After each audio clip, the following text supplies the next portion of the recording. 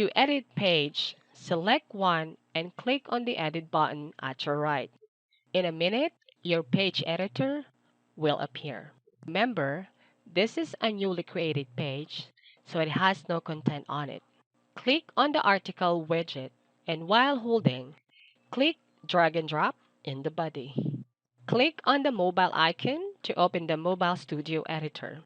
All widgets you have added to your desktop page will appear on the mobile page as well. Go back to the Website Studio Editor by clicking on the desktop icon. Hover over the widget and click on the pencil icon to edit the article.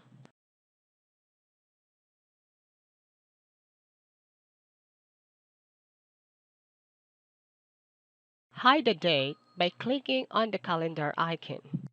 Show the image by clicking on the image icon.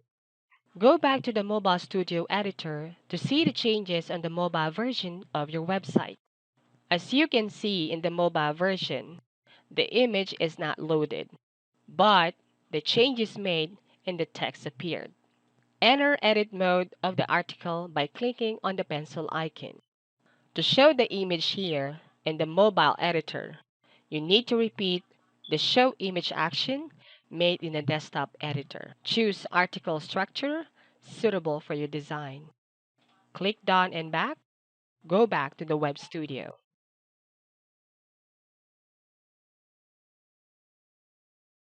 As you can see your changes done in layout. CTA button and style submenu editors can be different in the mobile and web editors, except the text submenu editor, which affects both on the mobile and the web.